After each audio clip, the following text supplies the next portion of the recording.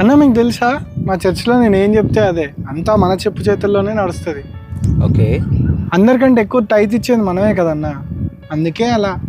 అదిగో పాస్టర్ గారు కూడా వస్తున్నారు. అన్న అన్న వందనాలు. బాగున్నారు అన్న? బాగున్నాం బ్రదర్, మీరు బాగున్నారు కదా? అన్న దేవుని కృప. పాస్టర్ గారు మిమ్మల్ని ఎందుకు పిలిచానంటే, 2వ తారీఖు మన గాస్పల్ మీటింగ్ ఉంది కదా, అది 7th పోస్ట్పోన్ చేయండి. మీరు ఎలాగంటే అలాగే అన్న, కానీ ఎందుకు పోస్ట్పోన్ చేస్తున్నారు? ఏం లేదు పాస్టర్ గారు, నాకు చిన్న పని పడింది, అందుకే పోస్ట్పోన్ చేస్తున్నా. సరే అన్న, మీరు ఎలా చెప్తే అలాగే. మీరు లేకుండా అడుగు వేసేదే లేదు.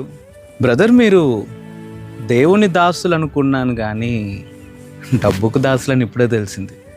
అదేంటన్నా అలా అన్నారు?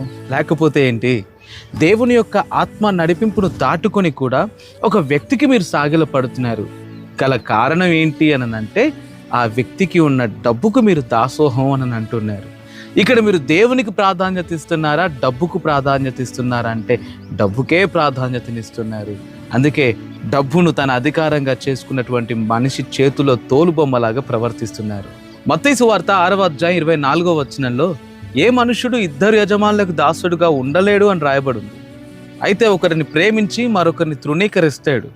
డబ్బుకి దేవునికి కూడా ఏకకాలంలో మనం దాసులం కాలేం. అయితే దేవుని ఆత్మచేత నడిపించబడాలి, లేదా డబ్బు చేత నడిపించబడాలి. దేవుని యొక్క ఆత్మ నడిపింపును తృణీకరించుకొని ఈరోజు డబ్బుకు సాగిలపడుతున్నామే. మనం ఏ విధంగా దేవునికి దాసులం అవుతాం?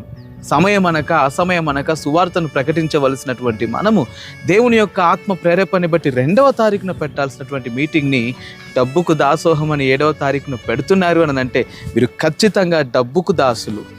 దేవదూతలు కూడా వేడుకగా చూసేటువంటి పరిచర్యను దేవుడు మనకిస్తే, ఈ పరిచర్యను అమ్ముకోవటం, డబ్బును నమ్ముకోవటంకి మించిన పాపం ఇంకోటి ఉంటుందంటారా? ఆలోచించండి పాస్టర్ గారు. నిజమే అన్న, సారీ. అదేంటన్నా అలా అన్నారు?